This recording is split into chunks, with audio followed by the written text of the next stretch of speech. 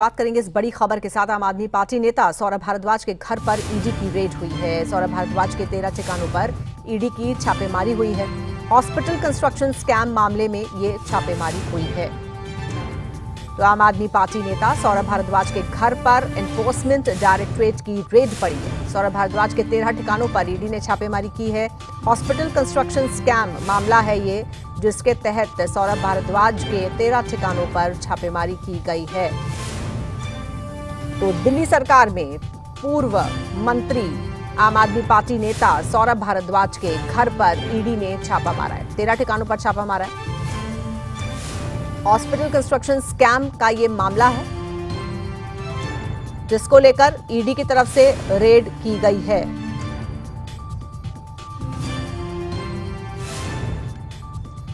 तो सौरभ भारद्वाज के 13 ठिकानों पर ईडी ने रेड डाली है।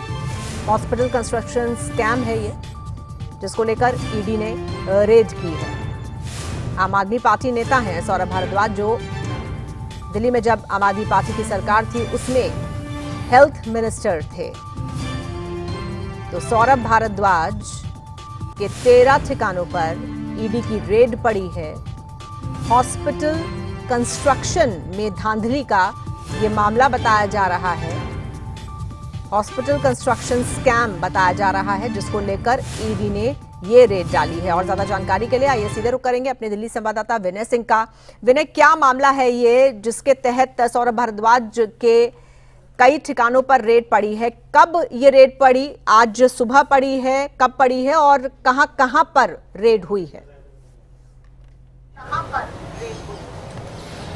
देखिए, बिल्कुल ये मुलाकात कल देर शाम हुई है और चूंकि मोहन भागवत दिल्ली में है, उसके तहत ये एक शिष्टाचार मुलाकात दिल्ली की मुख्यमंत्री रेखा गुप्ता ने। विनय, मेरा सवाल आपसे सौरभ भारद्वाज की रेड को लेकर था। शायद आप तक ठीक से आवाज नहीं गई है। मैं जानना ये चाह रही हूँ, सौरभ भारद्वाज के घर पर जो ईडी की रेड हुई है वो किस मामले में हुई है? कितने बजे ईडी ने रेड मारी और क्या कुछ बरामद हुआ है?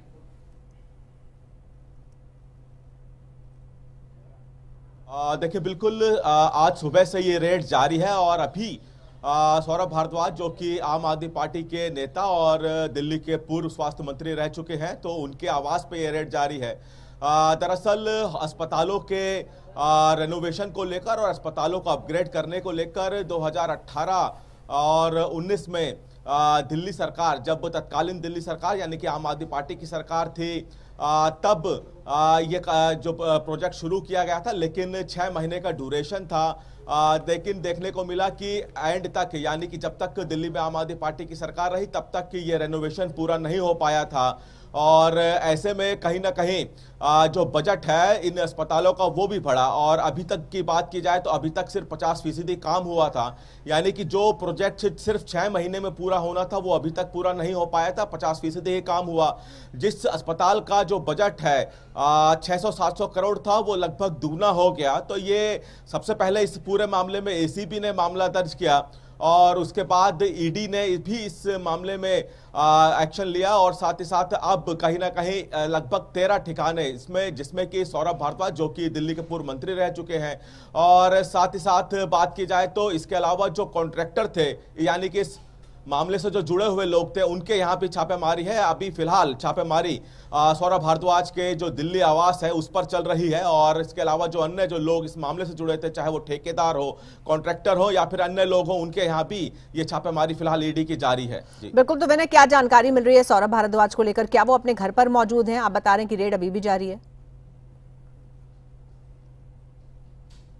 बिल्कुल, सौरभ भारद्वाज अभी अपने घर पे मौजूद है, क्योंकि सुबह ही ये रेड शुरू हुई थी। तकरीबन 6 से 7 बजे का समय था जब ईडी की टीम सौरभ भारद्वाज के आवास पर पहुंची। अभी फिलहाल सौरभ भारद्वाज अपने आवास पर ही मौजूद हैं और आम आदमी पार्टी इसको एक बार फिर से राजनीतिक ध्वंस, जो कि अमूमन हमेशा आम आदमी पार्टी की तरफ से कहा जाता है, आम आदमी पार्टी इसको राजनीतिक ध्वंस बता रही है और कहा जा रही है कि बदले की भावना से आम आदमी पार्टी के नेताओं पर कार्रवाई हो रही है। लेकिन ईडी हमेशा ये कहती रही है कि ईडी सिर्फ अपना काम कर रही है और उसी के तहत छापेमारी भी जारी है। कितने करोड़ का ये स्कैम बताया जा रहा है और जो रेड और जगहों पर पड़ रही है वो कहां-कहां पर?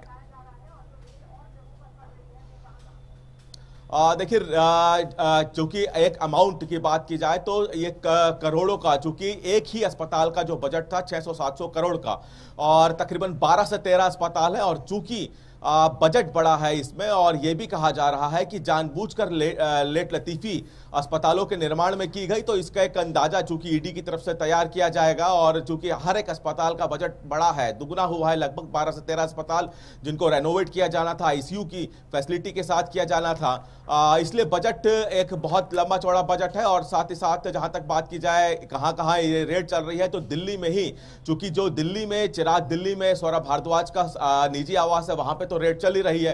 बाकी जो अन्य जो ठेकेदार जो इस पूरे मामले से जुड़े हुए हैं, चाहे वो पूर्व निदेशक हो अस्पताल के, चाहे कॉन्ट्रैक्टर हो अस्पताल के, उनके आवास पर भी दिल्ली में ही रेड चल रही है। जी ठीक है विनय, आप हमारे साथ बने रहिएगा, अगली खबर पर भी आपसे जानकारी